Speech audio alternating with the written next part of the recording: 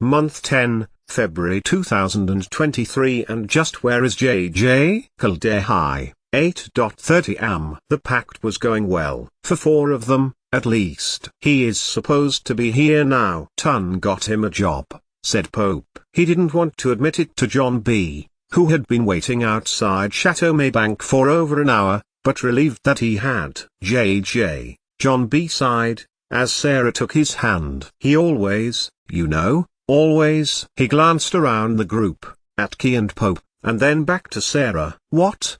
Asked Cleo. If she was a legal citizen, she would now, for sure, be beside Pope in class. He was going to school, no matter what. If it were the other way around, and I had broken a deal. John B. sighed again, and thumped the side of his combat-clad leg with his fist as the bell rang. I would never have heard the end of it. 88,888,888 out of his old store apron, that he had put to one side many weeks ago. Pope Hayward Sr. pulled out 2 letters. Cara, his wife, had been wanting the things he had put in the shed at the back cleaned out so she could begin to store her products for her health and beauty business. Everyone got to eat. Everyone likes to look good, she had reasoned. So Hayward had done it, lest the nagging continue, and had sold the old oil to someone using it on a modified speedboat engine, and the boxes and cans back to the wholesaler. Good. And then there were the peripheries. One of them was his old store apron that he had been wearing before the clean down of the store before Christmas. It was heading for the bin,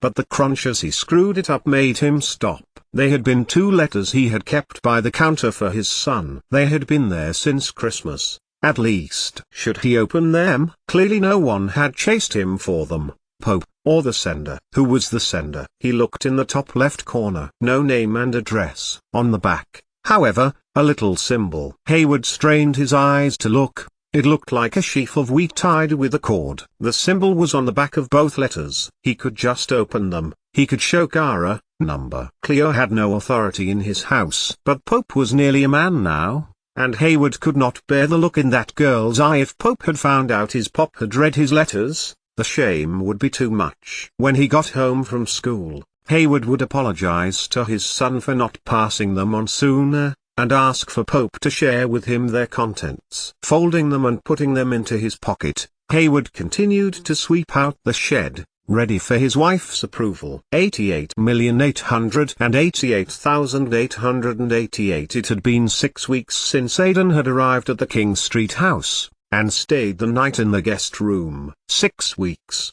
And he had not gone back to the OBX. Renfield had proved to be an asset to all things illicit and morally dubious in Charleston, and they had both taken the opportunity to work on everything they knew. He was surprisingly witty, and they had got on together, coming back from days out in the city with what they knew, and talked long into the night about theories and ideas. And Aidan wondered whether he should not just have spoken to Renfield at the solicitor's office. That day was no different. Aidan had come back from the Aiken Rithouse Museum, having visited an expert in social history who had come to speak about the gentry in the area, and their relationship to those gentry in Britain. It seemed as if families wishing to expand their interests realized that it was financial, not religious, interests that would yield money, and therefore security, in land, not portable goods, as had devastated Holland with tulip trading, which had, inevitably, resulted in a financial crash. One branch of the family,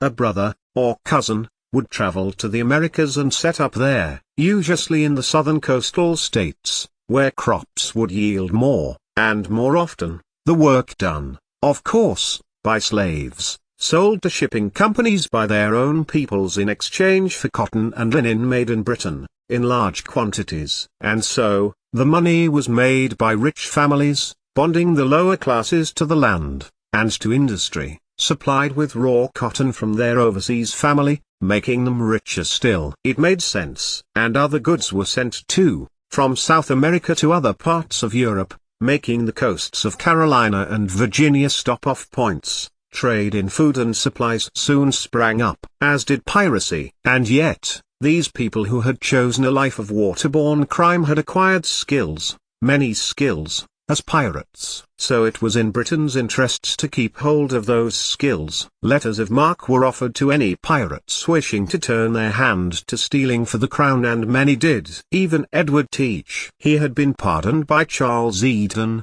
governor of North Carolina, along with Hornigold and Steed. But, back on the sea, he renounced the pardon and the letter of marque, and reverted back to piracy, raiding with impunity all ships who were unfortunate enough to meet Blackbeard and his floating empire. In 1517, the South Carolinian governor Robert Johnson authorized Colonel William Ritt to expunge pirates from the waters, and Blackbeard was captured at Sullivan's Island. Aden had done the tour, and it had been explained to the tourists that the seascape would have looked different to modern day. The river had been widened, so approximately a third of the island was underwater, causing shallows and a thriving ecosystem of tropical fish usually found much further south, and were thriving because of the hot water from the hydroelectric power station along the river. Teach escaped Ritt and took the Queen Anne's Revenge north. That was where Aiden's library research had begun to make sense in the story, and as the guide continued with the battle story where, with reduced crew and no men on watch, they were ambushed, the ship sunk and the pirates killed or taken to be hanged. And for more details, my colleague at the Virginia County Museum has more details on the battle. There is the river, a guest had asked, pointing past the tour guide and to the open fields beyond the city line. Named after Steed Bonnet. Bonnet was not at Virginia, the guide had continued. Ritt had captured him before Teach sailed north. He was, after an outcry, hanged. Why was there an outcry? Another asked. Because he was rich, and his family tried to ransom him, unsuccessfully, as it turned out. He was established in the Carolinas by then, part of the family partitioning that my colleague here described earlier. The younger guide put a hand out to the older man, who had spoken about the 18th century gentry's enrichment scheme. It was not like Bonnet's crimes had tarnished the family. A granddaughter of his son Edward was to govern South Carolina for several years, marrying into a Scottish family, Scotland, of course, benefiting greatly from the Scotland and England Act of Union in 1707 by exploiting overseas territories for trade and money-making. Aiden's heart had beat faster when he discovered that, amongst many Scottish families to come to both North and South Carolina had been several Cameron families, and with that knowledge, had found out that Ward Cameron's family not only had been in the Carolinas for over 300 years, but that his grandfather had been at the dinner hosted by Ibrahim Charles Blackwood, where the supposed skull of Blackbeard was used to toast the guests. And how would that work? Renfield had argued. He had his own information and,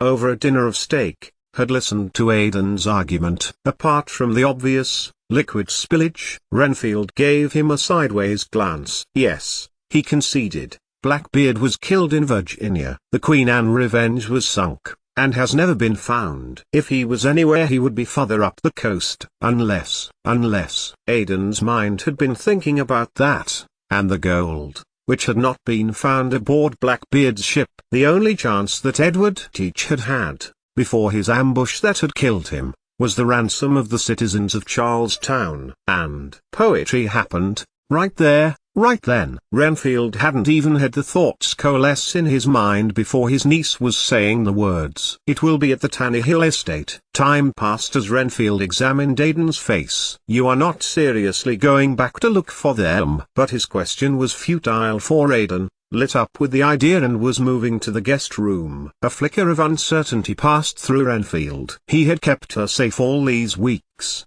fielded Rafe's hitman all that time. Adeline was safe at the King Street house. There was no vouching for her safety after she had left, and that was a risk. A risk that, if she were killed, the hunt for Blackbeard's treasure would also die. But Aiden was adamant, and it would look suspicious if Renfield objected. Why do you think it's Ward? He asked, knowing even if he did object, this young woman was too headstrong to listen for long. He was a collector of things, like Singh was a collector of things, uncle, Adeline told him. Blackbeard's skull means there is chance for the rest of the skeleton. And then, Perhaps the gold? Don't you think the Camerons have enough gold? Renfield tried. They must have a mountain's worth in Switzerland with their name on it. I think he hadn't got enough information. Aidan told him. Why was he so desperate to get his hands on the Royal Merchant gold? On the cross? Go to El Dorado? Aidan shook his head. He was in debt, not being on the inside for stock trade dealing, and his companies were losing money. It would have been just another treasure hunt. He and my father, my real father John Routledge, they were friends when they were young. What better than a family artifact? And if the skull is there, we have a lead to the treasure. You think they worked together? Ward and John Routledge. Sounds plausible.